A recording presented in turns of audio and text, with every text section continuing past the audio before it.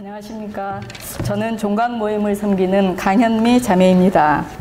작년 하반기에 순장님의 권유로 BTC1 훈련을 받게 되었습니다. 남편을 따라 지역 모임에 나가 성경 공부와 맨투맨을 하고 있었지만 직장 복음화와 제자 삼는 삶이 저의 삶이 되어야 한다고는 생각하지 않고 있었습니다. 지원서를 제출하고 면접일이 다가오니 순장님은 면접을 준비해야 된다며 훈련을 받는 목적이 무엇인지 물어보셨습니다. 네, 순장님의 권유로 훈련을 받는다고 대답을 하니 그렇게 대답을 하면 뚝 떨어진다고 하면서 이 훈련에 대한 그 비전을 생각해 보라고 하셨습니다. 그래서 저는 직장 복음화와 제자 삼는 삶이라는 목표 이전에 나를 세우는 영적 베이직 생활의 습관화와 성품의 변화를 위해 기도하며 훈련에 임해야겠다는 목표를 갖게 되었습니다. 저는 영적 베이직 생활이 큐티와 기도 생활만 잘하면 되는 것이라고 생각했습니다. 그러나 훈련으로 되는 제자와 강의를 통해 큐티와 기도, 교제와 전도가 균형 잡힌 삶임을 알게 되었습니다. BTC1 훈련을 통해 저는 이전에 알지 못했던 영적 베이직 생활의 참맛을 알게 되었습니다. 먼저는 말씀 생활입니다. 하나님의 음성을 듣고자 감정에 의지했던 저에게 하나님께서는 성경 말씀을 통해 직접 말씀하신다는 것을 알게 하셨고, 말씀 묵상으로 깨닫게 된 교훈을 아는 것에서 그치는 것이 아니라 적용하여 삶을 살아내야 한다는 것을 도전받게 하셨습니다. 하나님께서는 암송한 구절을 통해서도 말씀하셨습니다. 성경을 보지 않아도 처한 상황에 맞는 말씀이 생각나서 힘과 위로가 되었습니다. 암송의 유익을 체험하면서부터는 암송에 더욱 매진하게 되었습니다. 다음은 기도 생활입니다. 그동안에는 저 개인 중심의 기도였다면 훈련생들과 직장 동료들을 위한 중보 기도를 하게 하심으로 기도의 시간과 기도의 영역을 확장시켜 주셨습니다. 또한 마음의 평안을 주심으로 기도의 유익을 체험할 수 있게 하여 주셨습니다. 훈련 기간에 빼놓을 수 없는 훈련의 꽃 실천사역에서도 주님께서 함께 하심으로 많은 영혼에게 사역일을 전할 수 있었습니다.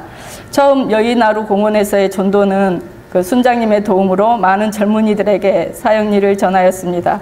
하지만 그 다음 주 고속터미널에서의 전도는 절망적이었습니다. 많은 사람들의 접촉에도 들어주는 사람이 없어 집으로 갈까 하는 생각이 들 정도였습니다. 그날 밤 전도 실패에 대한 생각이 떠나지 않아 어려운 마음으로 기도할 때 성공적인 전도는 성령의 능력 안에서 그리스도만 전하고 결과는 하나님께 맡긴다라고 하셨던 간사님의 말씀이 생각났습니다. 결과를 하나님께 맡기지 않은 것뿐만 아니라 성령의 능력을 구하지 않고 영혼을 사랑하시는 간절한 아버지의 마음이 없었음을 깨닫고 회개하게 하셨습니다. 이런 실패의 아픔은 더욱더 기도의 자리로 나가게 만들어 주었습니다. 그 여러 번의 실천 사역을 거친 후 거절에 대한 두려움이 변하여 영혼에 대한 긍휼한 마음으로 더 적극적으로 접촉하고 전도하게 되었습니다. 저희 직장에는 세무사님과 몇 명의 직원이 있습니다.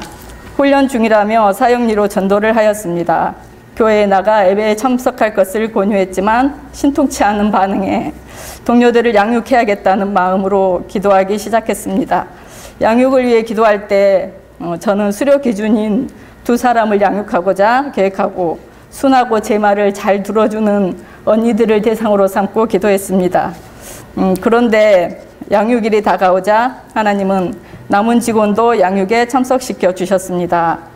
양육 2번째 시간에도 언니 2명에게만 조용히 공부하자며 약속 장소로 가려고 하는데 그 직원이 자기도 가겠다며 따라와 함께 공부하게 되었습니다. 그리고 관계와 교제에 대해서 오랜 시간 함께 나누었습니다.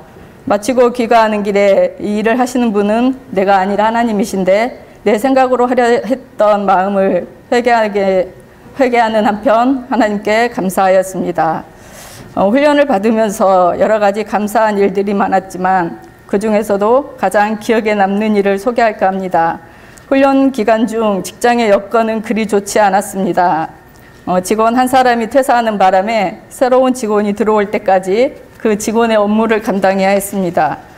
대가 치름에 대해 배우느라 그렇게 살아보겠노라고 작정했지만 많은 업무량 앞에서 주님의 마음으로 사는 것이 참으로 쉽지 않았습니다. 그래서 직원이 빨리 채용되기만을 기도했습니다. 신고 기간이 다가와 토요일에도 출근해야 했기에 기도 리트릿을 가야 한다는 말을 차마 꺼내기 어려운 형편이었지만 용기를 내야만 했습니다. 기도 리트릿을 하기 전날 세무사님께 내일은 출근할 수 없다고 하자 어디 가는데 못 나오느냐며 궁금해하셨습니다. 그런데 그때 어디서 그런 용기가 나왔는지 저는 그것이 알고 싶으시냐고 물으며 사형리를 펼쳐보였습니다. 사형리에 대하여 들어보셨습니까? 하며 읽어드렸습니다. 들으실 거라 생각하지 않았지만 사형리를 뚫어져라 쳐다보시며 고개를 끄덕이시는 모습을 보면서 무슨 일이지? 하는 생각과 함께 성령님이 하시는 일임을 확신했습니다. 영접 기도가 마음에 든다며 직접 읽으시며 기도하시는 모습에 눈물이 나올 것 같았습니다. 참으로 감동적이었습니다. 그리고 저는 평안하고 기쁜 마음으로 기도 리트릿에 참여할 수 있었습니다. 또한 양육에 대한 부담감으로 성경 공부를 해보시지 않겠느냐고 권면해 보았습니다. 천만다행히도 저보다 성경을 많이 아신다며 거절하셨습니다. 훈련 수료 후 지역 모임에 나가 순장님들이 전도와 양육하는 것을 보며 저도 동료들과 교제하며 양육을 이어갔습니다. 시어머니의 관계를 위해 기도해 달라고 요청하는 동료, 자신의 자녀를 위해 기도하고 있다는 말에 고맙다며 저녁을 사주는 동료, 본인은 당장 못 가지만 자녀들을 교회에 보낸다는 동료들의 변화를 보며 믿음이 싹이 트이기를 기도합니다. 또 천만다행이라 생각했던 세무사님의 거절은 천만다행한 일이 아니었습니다. 설 연휴를 마치고 출근한 월요일 세무사님께서 사무실에서 고사를 지냈다는 사실을 알게 되었습니다. 생각지도 못한 타이밍에 나를 감동시키며 예수님을 영접해놓고 고사라니 안타깝고 허무한 마음이 들었습니다. 무슨 방법이 없을까 고민하다가 좋은 생각이 떠올랐습니다. 동료들을 위해 작성해뒀던 새생활 시리즈를 출력해서 숙제이니 읽어보고 질문에 답을 적어주시라 부탁을 드렸습니다. 바쁘다고 하셨지만 다음날 너무도 성실하게 질문에 제대로 된 답들을 적어서 주시면서 나도 이제 새로운 피조물이네 하셨습니다. 그렇게 세무사님의 셀프 양육이 시작되었습니다. 훈련을 받고 양육을 하면서 하나님께서 저의 직장에 복음을 뿌리시고 그 복음이 자라도록 저를 직장 선교사로 부르셨다는 것을 깨닫게 되었습니다. 그렇습니다. 저는 누군가 내가 직장 선교사요 라고 했을 때 깔깔거리며 웃었던 사람이었습니다. 그랬던 저를 하나님께서 쓰시고자 하시는 것입니다. 그리고 직장 선교사로 삶을 살아내시는 순장님들을 존경하게 되었습니다. 저도 충성된 제자가 되어 그리스도인의 삶을 살아내는 순장이 되고자 성령 충만과 하나님의 도우심을 구하며 순종하려 합니다. 훈련을 통해 이런 모습으로 변화되도록 헌신적으로 섬겨주신 간사님들께 이 자리를 빌어 다시 한번 감사의 말씀을 드립니다. 지금 제가 걷는 이 길이 좁고 험하지만 주님 앞에 멋지게 서 있는 모습을 상상하며 오늘 이 길을 기꺼이 주님과 함께 걸어가겠습니다. 감사합니다.